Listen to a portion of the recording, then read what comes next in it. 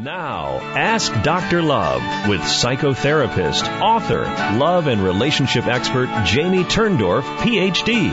For expert advice on love and relationships, call into the show at 888-463-6748.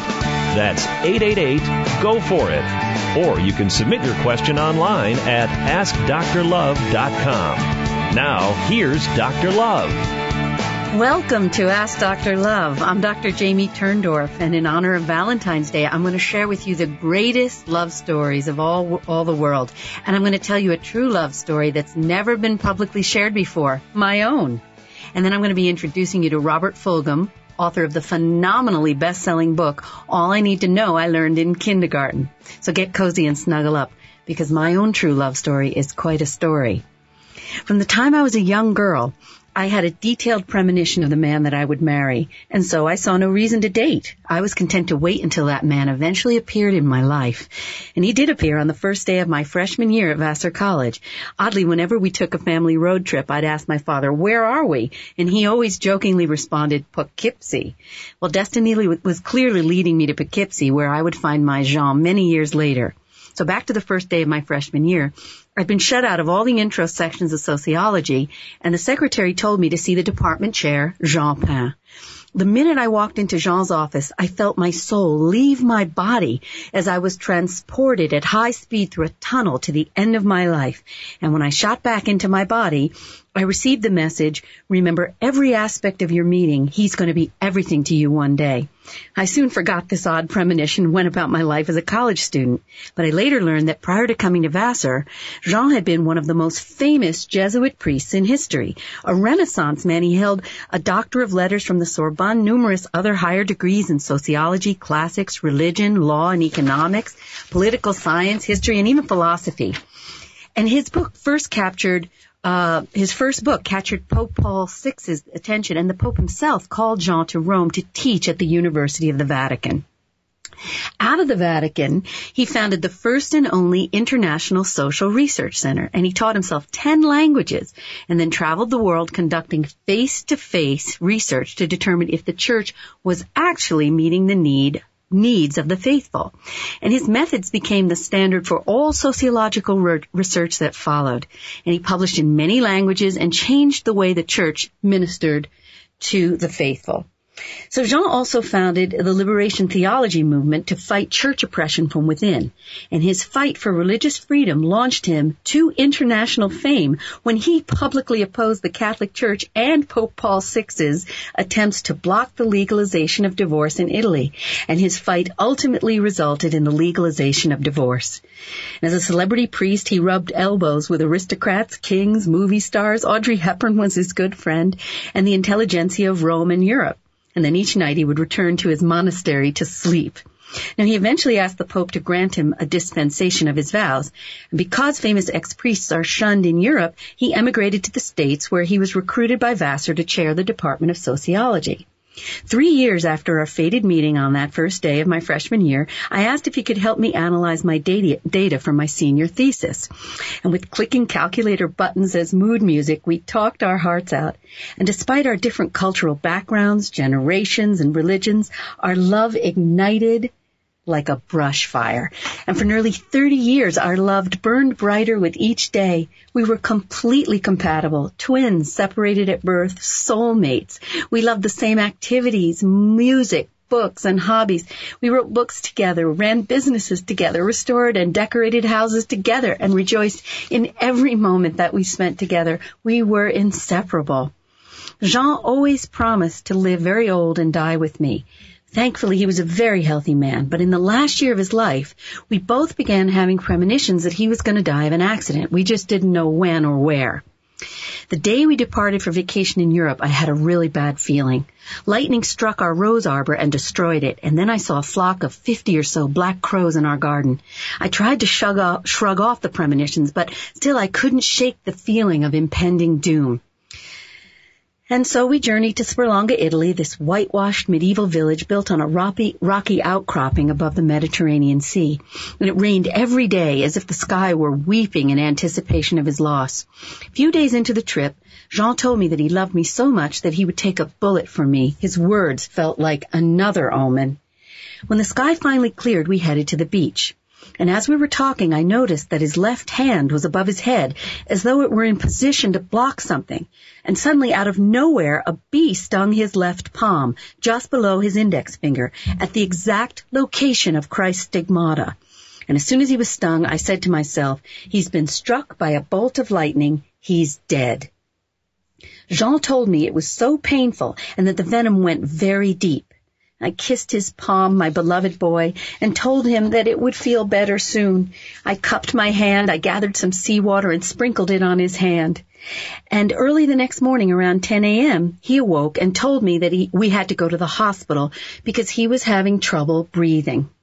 I watched as the doctor pierced his adorable little butt as they injected him with what they said was cortisone. Months later, I found out that they didn't administer cortisone, but actually gave him an asthma drug, a gross error. But their discharge summary confirmed no heart attack and normal blood pressure. So we went back to the hotel, elated over his clean bill of health, again rejoicing that he had the body of a young man and he didn't suffer the problems that afflict so many other people. Well, that night it was cold and rainy, so we drove to La Nave restaurant. We dined indoors, holding hands, our eyes melting into each other's, oblivious to the dismal weather.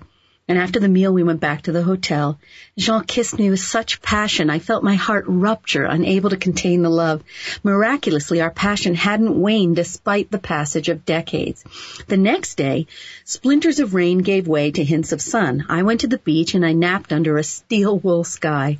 And when he found me on the beach, my heart swelled with joy, like lovers reuniting after a long absence. His smile melted my heart.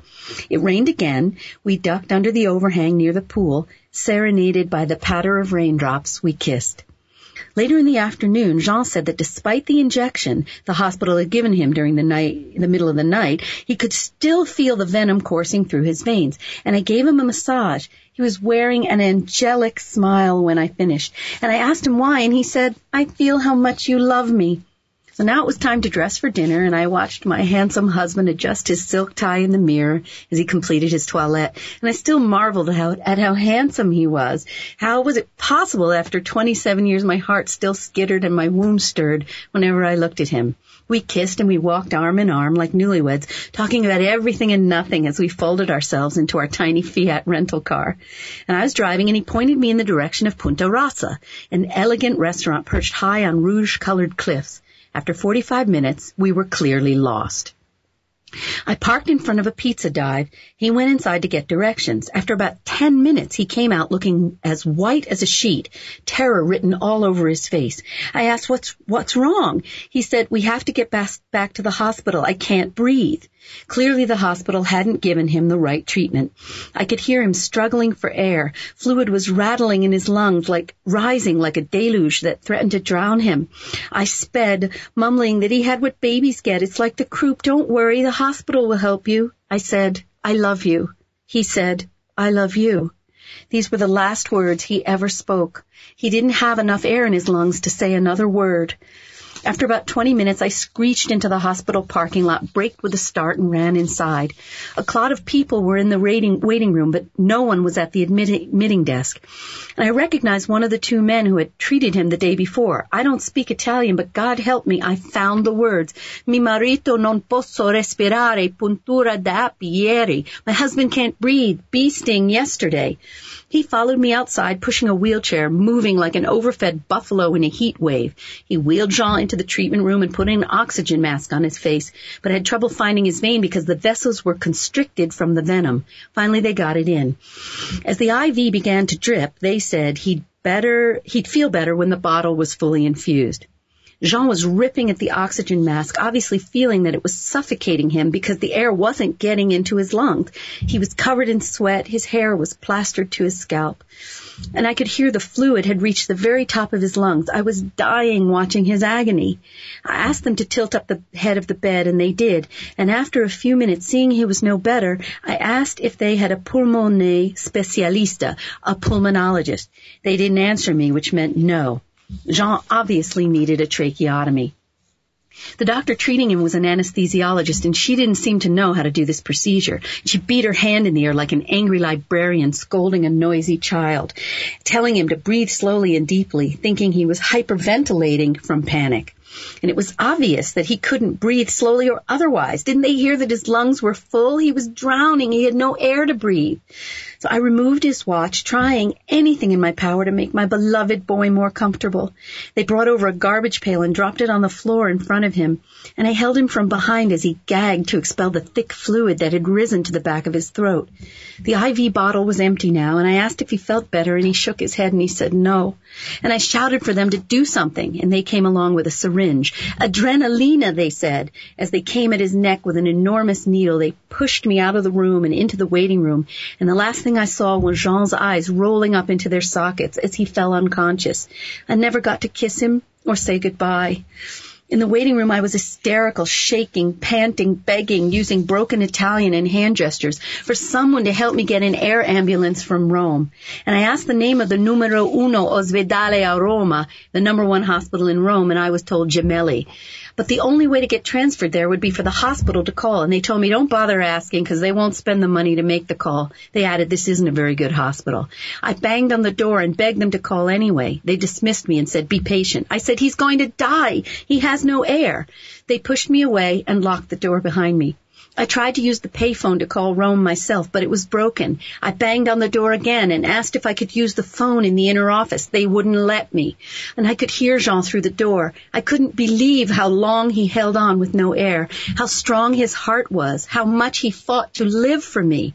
Someone came out once and told me, we're trying to get the fluid out of his lungs. And another time a doctor came out and asked me if he was taking any medications. He wasn't. There wasn't a thing wrong with him.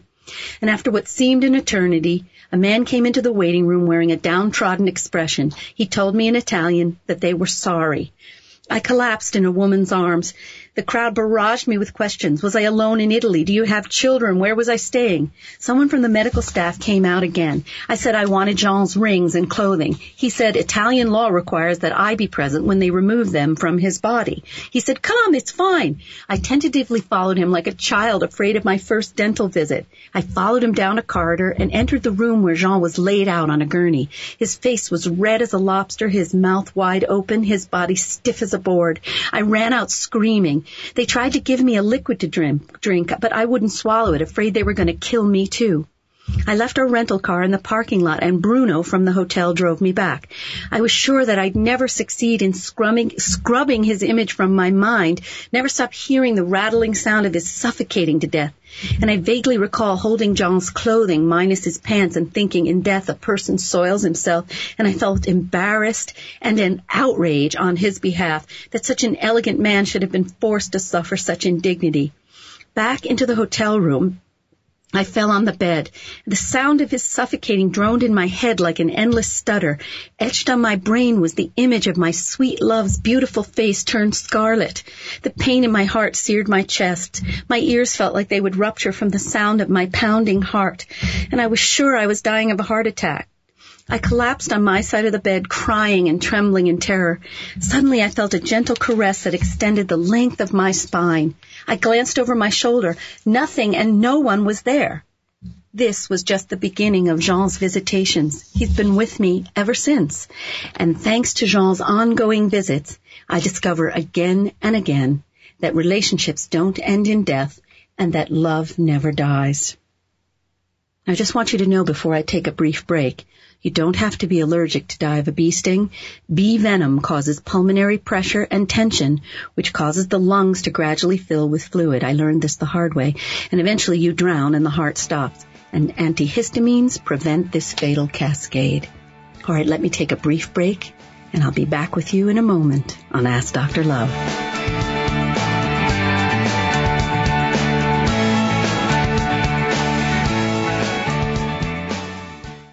You're listening to Ask Dr. Love with Dr. Jamie Turndorf. To speak to Dr. Turndorf live on the air, call 888-463-6748. AskDrLove.com is the web's premier relationship advice site since 1996.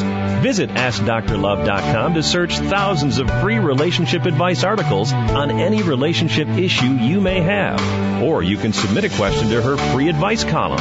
However, if you're listening live, why not call in? Don't be shy. Dr. Turndorf wants to help you, and this is a unique chance to get a personal answer from one of today's most respected experts.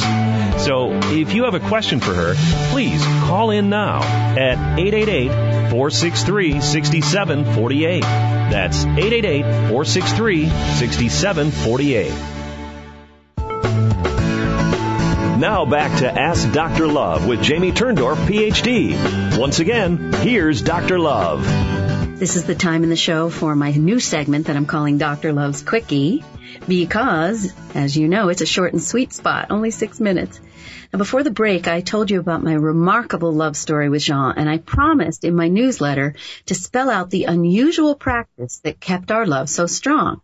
But before I do, I want to backtrack for a second and say that most couples that come to me for help are trapped in what I call scorekeeping. You know you're scorekeeping if you keep a running mental tally of all the ways in which you are feeling deprived or cheated by your partner. And you'll hear yourself saying something like, well, you know, I did this 3 times last week and he only did it once. Okay. When you feel deprived, the natural tendency is to punish the other person and give less. And guess what? You fall into a vicious cycle in which you're both more like baby birds with your beaks open waiting for the other person to drop a worm on you.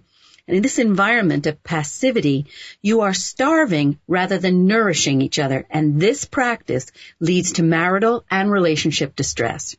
Now, what John and I did was the opposite of scorekeeping. He devoted himself to meeting my needs to the best of his ability, and so did I. And the beauty of this practice is that both partners get fed simultaneously. And when both partners are devoted to feeding each other, nobody goes hungry. So I asked him once, how can you give me so much? And he said, I just love you, Jamie.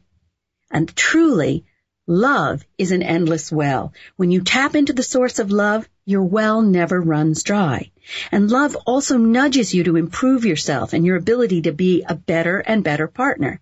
You know, whenever he said or did something to upset me, he'd tell me, I promised Jamie for as long as I live to work on changing that aspect of myself, and he did keep his word. Every day of his life was a quest for perfection. He was like an innocent child, an open book, seeking to know more, to learn more, to grow more, all with the intention of being a better and more loving husband, as if that were possible. And right before our final trip, when I was doing a juice fast and I needed a special organic ingredient only found in a faraway health food store, he drove an hour each way after a long day of work to get the item for me. And when I thanked him, he said, I love to be able to help you. Jean's capacity for love wasn't of this earth. He was and is an endless well of giving. And for all of our 27 years together, even up until the last week, he'd call me each Wednesday morning and say, Is Jamie there? And I'd say yes. And he'd say, Are you free for a date? I hope that I called you early enough and that another guy hasn't asked you out already.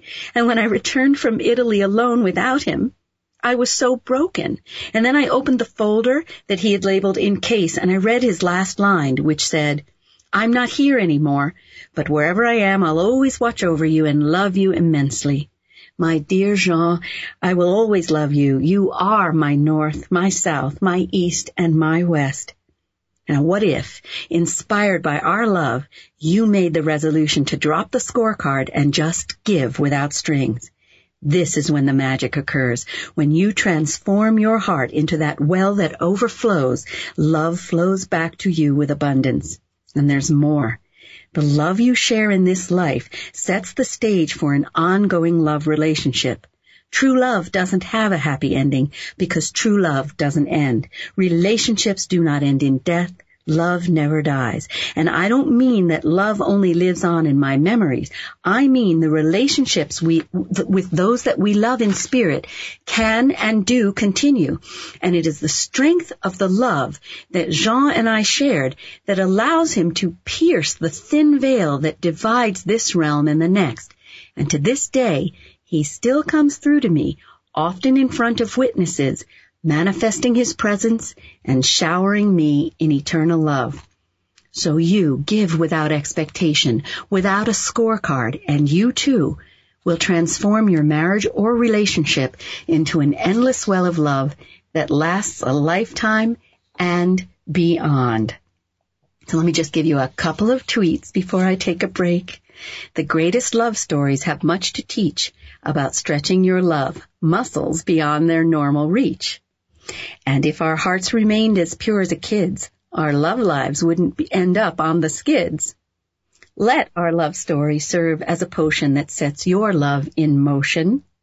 Love stories can be an aphrodisiac that gets your own love back on track. And love stories that are inspirational can help make your own love more sensational. And last but not least, hearing others' love stories inspires you to revel in love's ultimate glories. Alrighty, I'm going to take a brief break, and then, when I return, I am going to introduce you to my wonderful guest, Robert Fulghum. Be back in a moment on Ask Dr. Love Radio.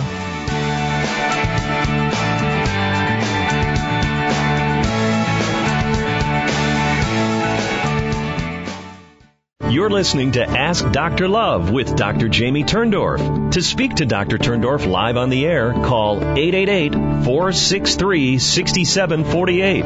That's 888-463-6748. If you like what you're hearing, you can learn about Dr. Turndorf's techniques for turning conflict into connection and healing in her critically acclaimed, groundbreaking book, Till Death Do Us Part, Unless I Kill You First, a step-by-step guide for resolving relationship conflict. Find out more about this book and read a free excerpt by visiting AskDrLove.com. This is Ask Dr. Love with Dr. Jamie Turndorf. And if you have a question for her, please call in now at 888-463-6748. This show is for you, the listeners, so please give her a call now.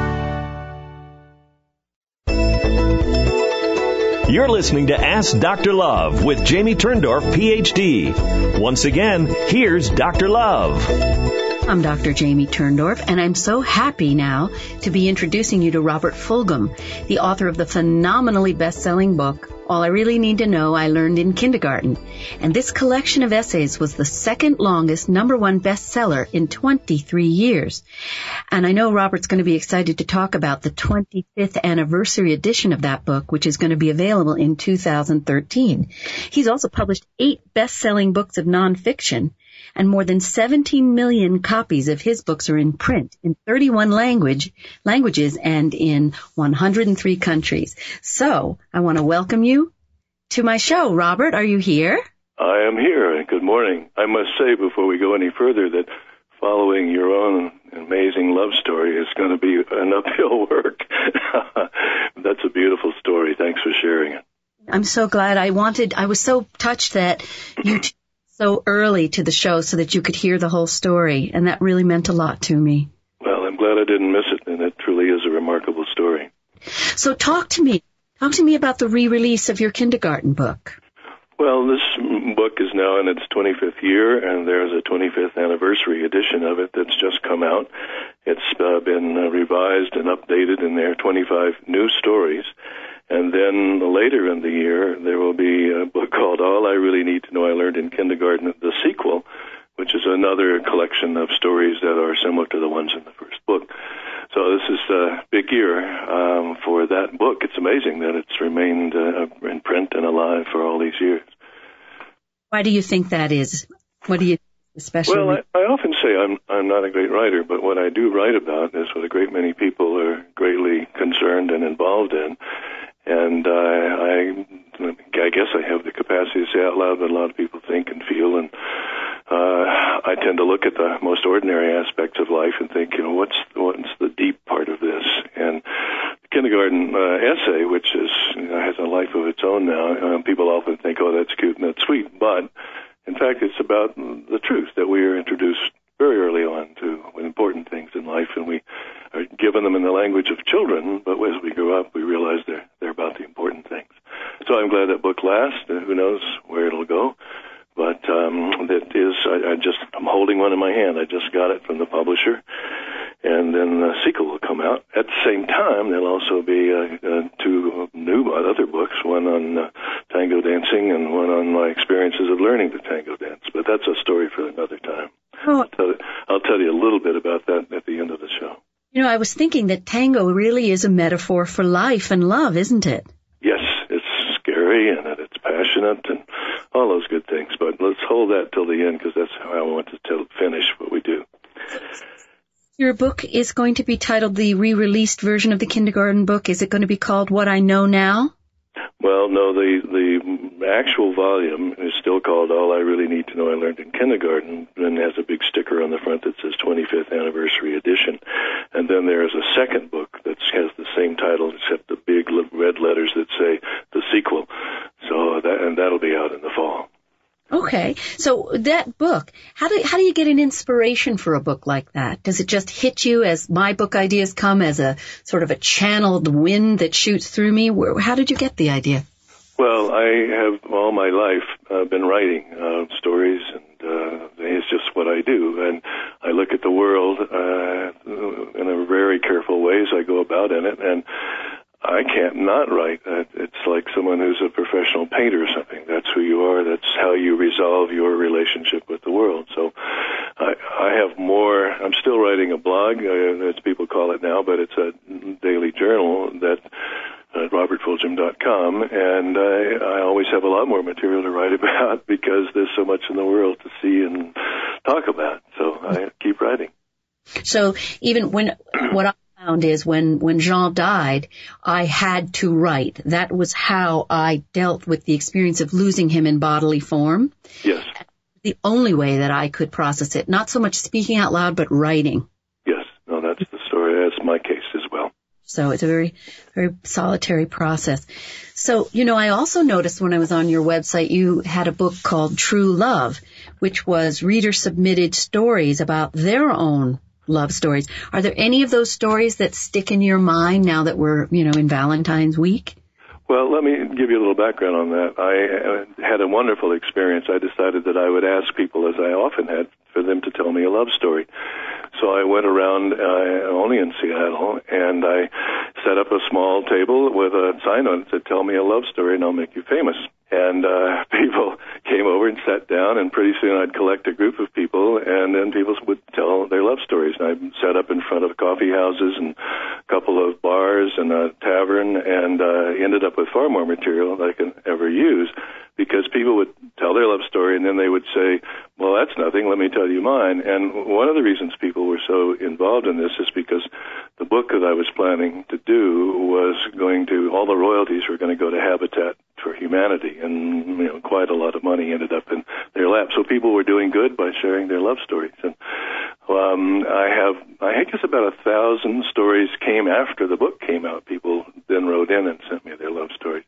The book is called True Love because that's what it is, but my original title for it was Love is a Bitch and It Has Puppies, but the publisher wasn't happy with that. But it talked about the fact that, there's all kinds of sides of love. There's the good side, and then there's the hard side. So that book is still in print, can still be gotten. Amazon has it. And if I ever want to do another book of true love stories, I have more than enough. My version of it would be Lay Down and Play Dead. Yes, indeed. But I realized when you and I had our earlier conversation about being on the show that I had written a lot about love over the years, and so I combed through and came up with some short things that are what I know and understand about love, which I'd be glad to share with you if you'd like. Is it the 10 best things you've said about love? I'd love to hear that. Well, you have to understand that my position on this is that anything anybody says or thinks about love anytime is true for them at the moment. is worthy of respect at the moment and is always subject to change. And it's a catch-all word, but we're really celebrating love between men and women, or men and men and women these days. It's not about, Valentine's Day is not about sending a card to your dog. It's about giving something else. But I thought you might be interested in these statements which I pulled out. One, love is not all wine and roses and walks on the beach. Love includes pain. Love causes pain, cures pain, and is often a pain. Another one is, we're all a little weird, and life is weird. And when we find someone whose weirdness is compatible with ours, we join into mutually satisfying weirdness, and then we call it love. Another is, the opposite of love is not hate, it's indifference. Another is, the game of love is never called on account of darkness or rain. Another is, most of us need love the most when we're the most unlovable. Another is, if you concentrate on giving love, your task will seem small, but the rewards will be large. If you concentrate on getting love, your task will seem large, and the results are small. Another one is, anyone who says they fully understand love is either lying, stupid, or dead. And I always say to people, don't fall in love with love, fall in love with people and take the consequences. As long as you live, be somebody's Valentine. And then the final one is, I think it was a profound thought, one I've read in a lot of other places. In my words, you can only get from another person the love they are able and willing to give and the form they can give it in. You cannot get from another person the love you demand and need in the form you wish. If you don't understand that, you'll never be happy in love. Ain't that the truth? I remember one time when I was having a dispute with my husband, and he said in his French accent, "But Jamie, I'm doing all what I can." Yes. You take what you can get, not what you demand, and love will work out. I had an interesting experience, which I think fits into what we're talking about. I was a Unitarian parish minister for 20 years, and when I was very young. And when I first went to the church, I was 24. Most of the people in church were a lot older than I, but because I held the position of minister, I started, and I was the first minister the church had had, so I got an awful lot of visits in my office from couples who wanted marriage counseling. And my image of marriage became very sour and very negative because people come to a minister with troubles. So I said to my congregation, both in the church newsletter and also from the pulpit, that I was finding my attitudes toward marriage were getting pretty negative, and I would love to be able to talk to people who would never come and talk to me, which is people who had a strong marriage or a strong love relationship, and it had to be longer than 7 years, and they could either self-nominate themselves or someone tell me about them, and I'll get in touch with them. So over about a year and a half, I ended up with evening sessions in their home of 30 couples who could simply say, yes, we have a happy love relationship. Some of them been married, like 8 years, I think was the youngest, and then one couple had been married 56 years. And they all said, in substance, the same thing about why their love had lasted and grown. And the first thing they said, in one way or another, was, this person is my best friend. I get teary when I think about this because it was so clear, and it was the first thing they said. I never had a better friend than this. I never hoped to.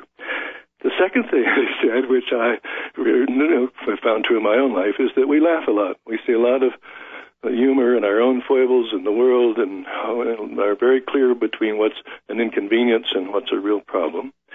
And the final thing that they said in different ways, and you've already said it in your program this morning, is that we don't keep score. We don't collect garbage. We put garbage where it belongs. And most of them said we don't go to bed if we're mad at each other or have had a fight without settling it. And those three things were consistent in the 30 couples that I talked to. So I ended up with a much better notion about what was possible in marriage. And I continue when I ask people at cocktail parties when I get really bored, I will say to people, tell me a love story, or how long have you been married, and if you've been married a long time, tell me what has made it last. And I get those same answers over and over. Don't collect garbage or keep score, laugh a lot, and know that this is your best friend. I used to say to Jean, and he considered this quite a compliment, Robert, I would say, Jean, you're my best girlfriend with a penis. That's so true. And we would laugh so much that he would weep, literally weep from tears, because I have a crazy, raunchy, wild sense of humor. And this former famous, former Jesuit, I would get him on the floor crying. We would laugh so hard. Yes, yeah. And you have to have those two elements. And yes, not keeping score, because when you truly love, you don't keep score. You just give with all of your heart, and you don't worry about whether you're going to get it back. And then paradoxically, you do when you don't score. Yeah, no, that's true. If you don't worry about what you're getting and only about what you're giving, then it'll all work out. Absolutely. So tell me this. You said that you wanted me to ask you about the short version of what you essentially believe. What is that? Well, I'm always trying to get this smaller, and this is something I've put in several of my books, and it only has 6 lines. I believe that imagination is stronger than knowledge. I believe that myth is more potent than history. I believe that dreams are more powerful than facts. I believe that hope always triumphs over experience. I believe that laughter is the only cure for grief. And I believe that love is stronger than death. That's it. Do you hear how much what you're saying echoes my own experience? Yes, that's why I wanted to use it. I'd read a lot of things you'd written, and I thought, oh, she'll get this. My goodness, I am so blessed that I found you, because we truly, truly are speaking the same language.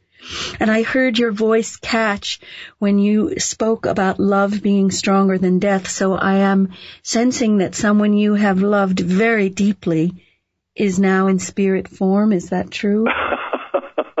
Well, no. Actually, I've thought about someone I love deeply that I wish was dead, but she's long gone. So that's a whole other story for another time.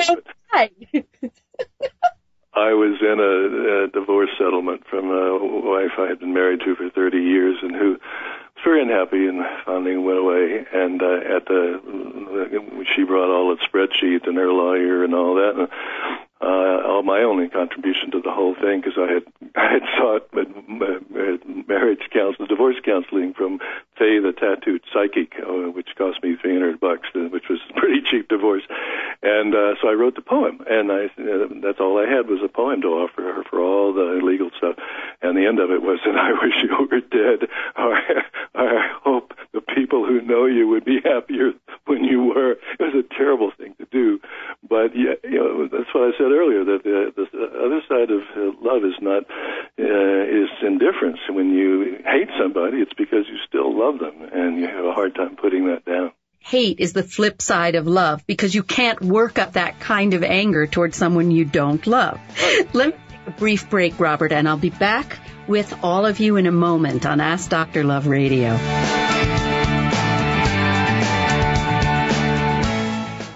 You're listening to Ask Dr. Love with Dr. Jamie Turndorf. To speak to Dr. Turndorf live on the air, call 888-463-6748. That's 888-463-6748. If you've recently been through a breakup and are looking for a second chance, wondering how you can reconcile with your ex, or if it's even possible after all you've been through, Dr. Turndorf's latest book, Make Up, Don't Break Up, presents her 5-step plan for reconciling with your ex. This plan was developed out of years of research, working with thousands of couples at her Center for Emotional Communication. This is a proven no-hype and no-nonsense method that gets right to the root of the problem to guide you to the right path towards reigniting a lasting relationship. For more about Make Up, Don't Break Up, visit AskDrLove.com. You're listening to Ask Dr. Love with Jamie Turndorf, Ph.D. Once again, here's Dr. Love. And I'm here with my special guest, Robert Fulghum, author of the phenomenally best-selling book, All I Really Need to Know I Learned in Kindergarten, and we're sharing love stories. And Robert, I wanted to have you tell me about your own love story. Well, as a background to this, I should say that when I was doing the love story book, an overwhelming number of people whose stories were told to me or who were sent in to me had to do with love later in life, when people knew a lot about love, having either gotten divorced or having had a death, or a love that never got consummated. But a number of people would talk about going back to their high school or their college reunion to look for the love that they still had in their mind from way back then. As you probably well know, it seldom worked out, but sometimes it did. But I had, in my own life, I'd been separated and alone and then divorced for about 10 years and had reached the age of 70. And I got to thinking about this, how many people who essentially felt that if they'd gotten that far in life that they probably would not find love again, even though they looked for it, or it would be superficial or shallow, or something was really lost that they would never get. And they essentially were through. They were sitting in the waiting room of the bus that takes you away sooner or later. And I thought, I am not going to do this. So I looked at my own bucket list of things that I thought I would always like to do. And one of them was learning to dance tango. And when I said something to my oldest son, he said, "Tango, you at your age?" And I said, "No, that's the whole point. I don't want to be me at my age. I want to be. I want to look like John Travolta did in his great movie where he was doing the flashy thing on the dance floor. I can't remember the movie at the time, but anyhow, I thought, what the heck? So I started learning to tango and found that I could do it. And then I went to Argentina to intensive tango school for about 4 months, and found that I was competent at tango dancing, but on the other hand, there wasn't anybody I really wanted to tango dance with. But I came back to the States, and one of the things I learned that a man who is well-dressed, which I like to be, and who can dance tango, and who understands that the purpose of being a good male tango dancer is to make the woman you dance with look good and feel good. Without flashiness, she just needs to walk away and think, wow, I had a dance. So I started deep involvement in the tango community, met a young woman who I thought was quite remarkably attractive, and a lot of other men did too, and who was a very successful painter and very beautiful and quite a remarkably good tango dancer. And it never occurred to me that she would have any interest in me because there was a significant age difference. How much? Come on. And I'm 76. She's turning 34 this week, and so she called me and said, "I'd like to fix you dinner." And I thought, I wonder what she wants. And so at that conversation, I said, I'm going to Bali for Christmas for a couple of months. You ever been to Bali? No. Would you like to go to Bali? Yes. I thought she was pulling my leg. Well, I know now, because she's my wife, that she had decided that, never mind our age difference, that I was the kind of guy that it's like you and your husband, and there was a connection. And everybody brings baggage to a relationship. You've got dogs or children or ill relatives or debts or failure or whatever, but the only baggage in our case was a significant age difference, but it didn't make a difference to us, and it's other people's problem, not ours. So sure enough, she went to Bali with me for 3 months, and we made a deep connection, and we've been married now for 3 years, got married in Greece on the island of Crete, and I've never been happier in my life. And I am so glad that at 70 I didn't say, well, it's over and I will not find love again. And you always think about what you're looking for. It never occurs to you that someone might be looking for you. I've never ever spent any time with a psychic in my life, but when I was in Argentina writing a novel, I went to see a psychic of the possibility of one of the characters who would be doing this, and the lady there said, "Oh, no, I can't do this for fictional people, but I'll tell you that the love of your life is waiting for you, and it's someone you know." So I went home and made a long list of everybody I could think of, and it was a pretty shabby list, I must say. And I didn't realize until I got back to the States that I was on her list. Absolutely, Mark. Do you realize how similar our stories are? Because you were a theology major and a parish minister, and Jean was a Jesuit priest, and I was the first love of his life, and we had a huge age difference. I thought we had just absolutely broken the record on age difference, but you beat me. So how do you like that? Well, I was really struck and actually in tears when you were telling your story, because I realized that yours is very much like mine. There's not a problem with the age difference if you are connected. And if you're not connected, the age is not going to help one way or the other. So true. When I was with my psychoanalyst, when I first fell in love with Jean, I was here in my early 20s, and she said to me in a scolding voice, "This is a very incestuous choice," implying he was like a father figure to me. And I said without missing a beat, "You're right, it is very incestuous. I know I'm his mother." Well, we say that, and in fact, there's a profound truth in that any relationship that works and lasts for a long time, you have these shifting roles that are essentially called, without any other name, they're called the nurturing aspects of relationship. There are times when I'm clearly the needy child in our relationship because I'm still the child I've always been, somewhere in there. And there are other times when I am her parent because she needs the experience and solidarity that I have. But it's not the same role all the time. It shifts from day to day. And then there are a lot of times we're just two adults doing what we do together. But to miss the opportunity of playing that nurturing role is to miss an essential part of long-lasting love, I think. Absolutely. You have to be willing and capable of flowing into all the roles. And in spite of our 37-and-a-half-year age difference, he was my little boy so often. And that's just part of it. And we consciously used our relationship, which is actually what I talk about in my books. You use the relationship to consciously help each other heal the wounded parts of the child that still live inside you. Sure. Or in my case, I have a really wild and crazy and foolish child. And my wife, who never wanted to have children, when some people say to us, "Well, don't you want to have a child?" She says, "I've got one, and that's enough."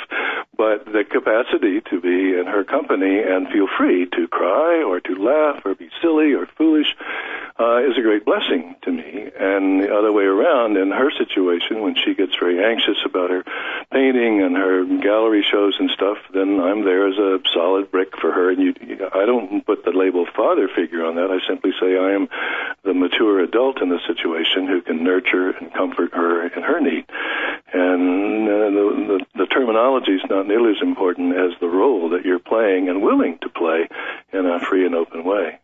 Absolutely. I'm so incredibly moved that we found each other and that I'm able to share my experience with you and you with me, because our marriages were are very similar, very similar. And it's a striking thing, because I've never met anybody who is describing really the mirror image of my experience.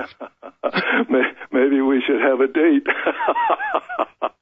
You would be my Valentine, my radio Valentine anyway, because I think you already are. And I think it is extraordinary that I found you. And if you think about it, the way I came across, the notion of having you on my show, I just asked my husband, send me the right person for me to share our love story with. And you just popped onto my computer at that moment. Well, it's amazing. That's truly amazing. One of the things I listened to recently was a program on the NPR talking about the wider understanding of love that we've got going on in the culture, that we're openly saying, A, that the government ought to stay out of anybody's love life, and two consenting adults are free to love each other however they may.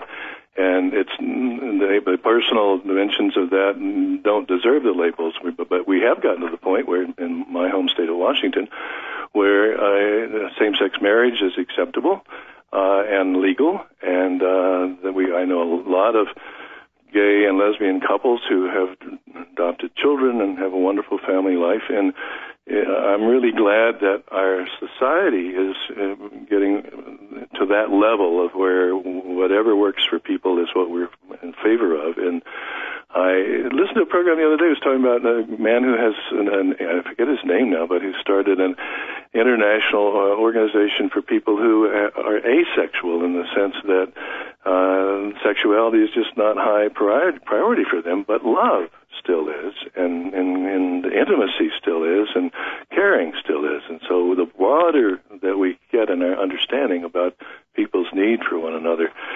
is an important understanding to come to. I think it makes for a healthier society.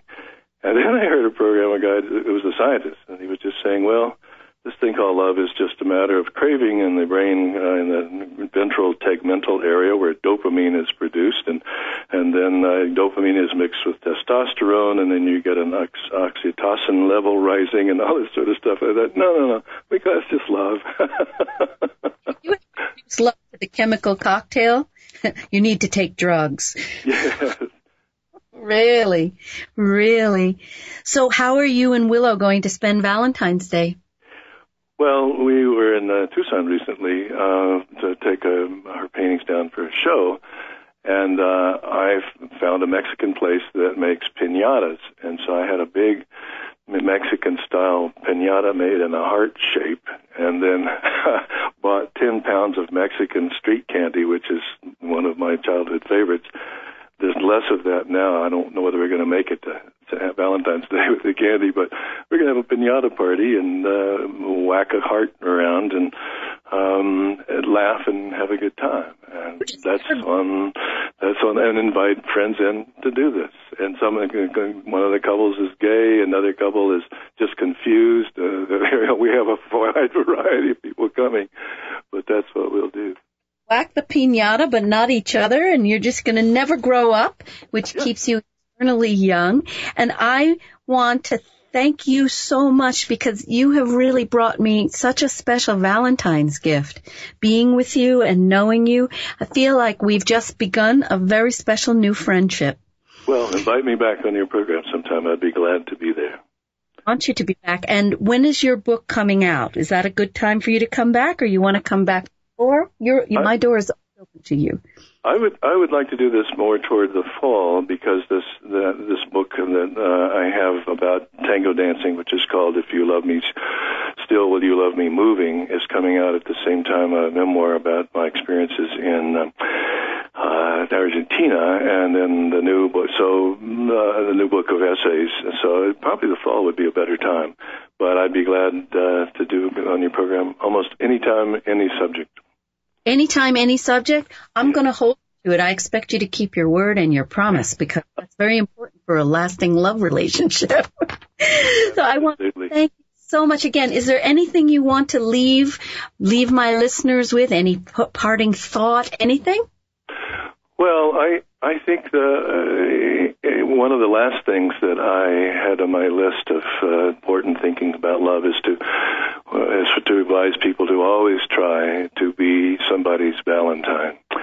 Whatever we think about these formal holidays, which in fact this is not a government-sponsored official deal, this is something that comes out of our own cultural need. And whatever you think about Valentine, at least here's a culturally appropriate, permissive moment that says celebrate love and be with someone you love in any way for Valentine's. Never mind all the silly craziness, commercial aspects of it. Love is not something to leave out of your life. Absolutely. Every day, treat every day like Valentine's Day. And I am so happy to have made you my new Valentine. And I am going to be having you back very soon and often. So happy Valentine's Day to you and Willow. And I'll be speaking to you. And that's all I have for you this week on Ask Dr. Love Radio. It was a wonderful show. I enjoyed being with you all. Remember, make every day Valentine's Day. See you next week on Ask Dr. Love Radio.